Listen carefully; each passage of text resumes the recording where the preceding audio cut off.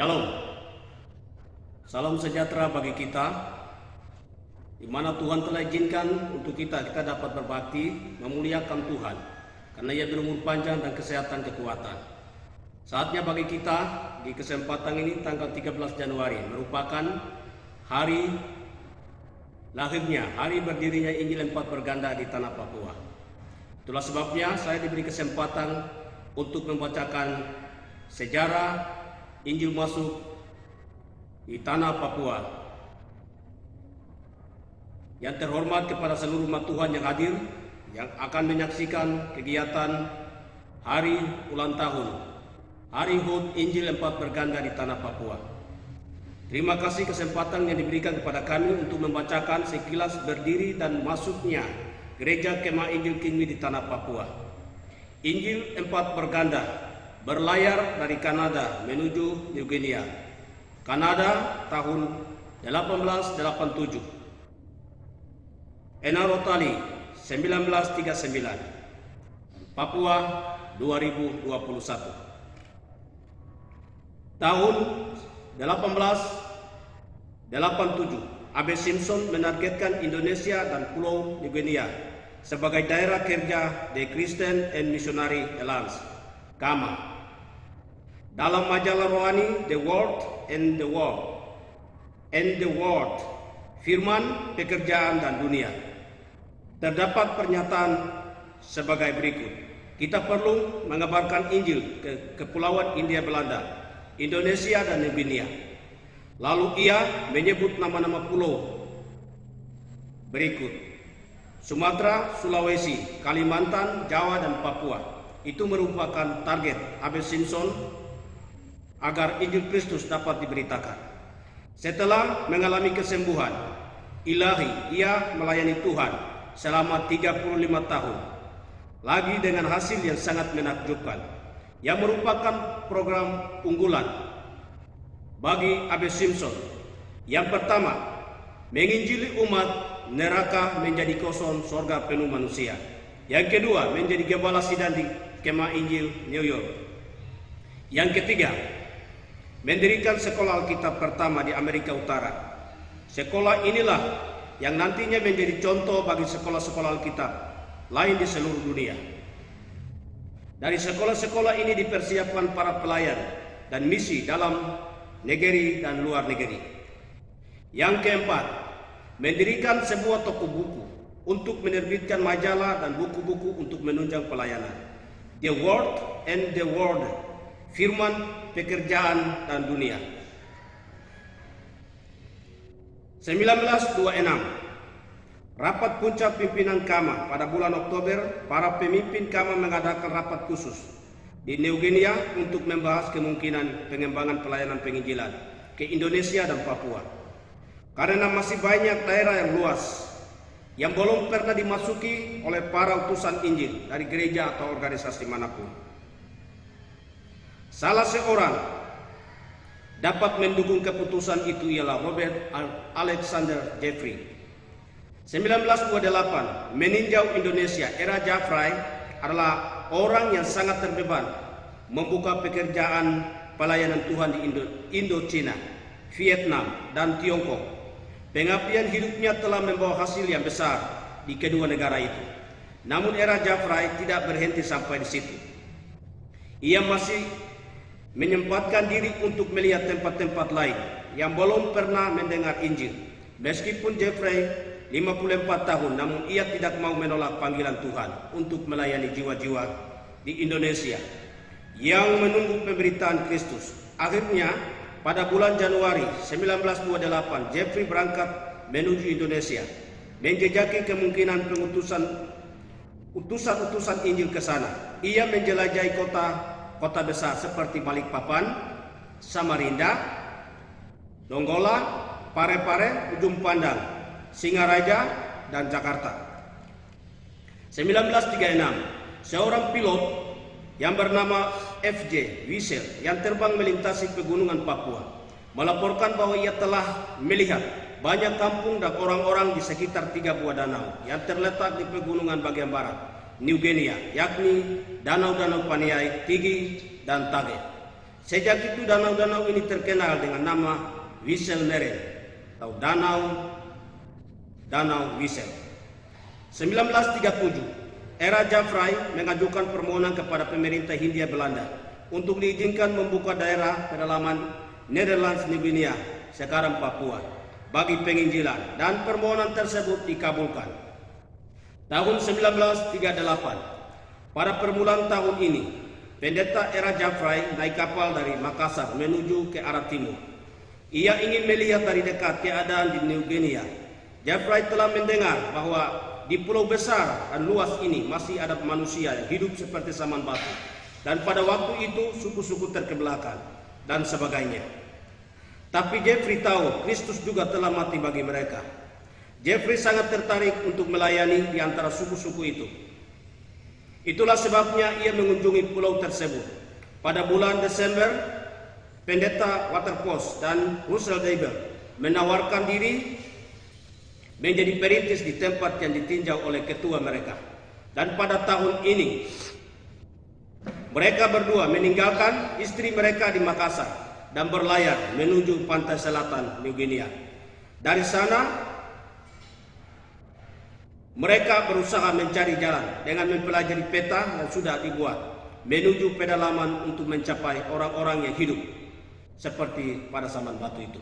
1939, pendeta Debrel berjalan kaki dari Uta menuju pedalaman Paniai dan tiba di Sungai Yawei pada tanggal 13 Januari 1939. Pada tanggal 19 April, sekitar 20 pemuda Kristen dari Kalimantan berjalan kaki juga dari pantai selatan menuju Paniai, lalu berjumpa dengan pendeta Debrel di sekitar Sungai Yawei dekat Danau Paniai.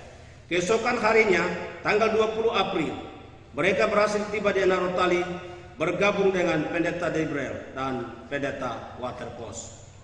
1953, pelayanan di Sentani dibuka oleh beberapa utusan Injil, dan beberapa penginjil. Salah seorang utusan Injil adalah pendeta Michelson. Pada awalnya pelayanan dilakukan di kompleks Kama Pos 7.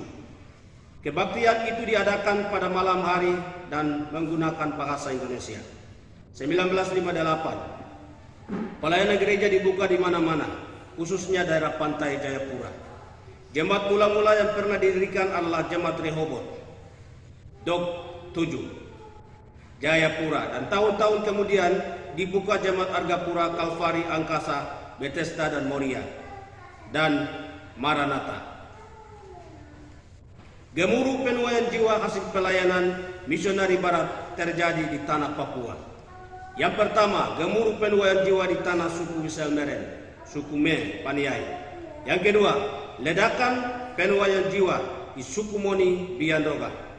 Ketiga, ledakan penuaian jiwa di tanah suku Lani, di Lembah Baliro. Yang keempat, ledakan penuaian jiwa di tanah suku Damal, di Beyoga. Yang terakhir, ledakan penuaian jiwa di tanah suku-suku pesisir pantai. Biarlah melalui sejarah ini kita didorong untuk memberitakan Injil sampai Kristus datang, agar visi Abel Simpson dan visi Tuhan menjadi nyata dalam dunia ini. Biar neraka jadi kosong, surga penuh manusia. Amin. Terima kasih atas perhatian Bapak Ibu untuk pembacaan sejarah singkat. Masuknya Injil Lempar Berganda di tanah Papua 13 Januari tahun 2000. Selanjutnya mari kita masuk ke dalam nyanyian pendek atau pujian pendek. Yang pertama, Aku luar biasa. Yang kedua di seluruh dunia lokal bekerja. Yang ketiga, Hari ini kurasa bahagia. Kami mengajak kepada Tuhan kami sendiri. Tuhan Yesus yang kami Tuhan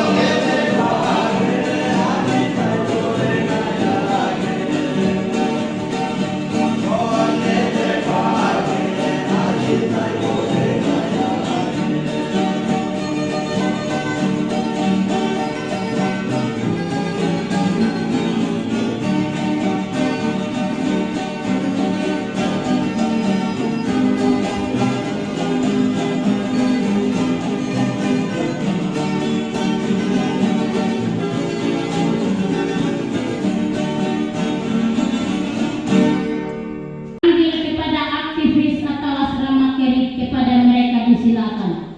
Sambil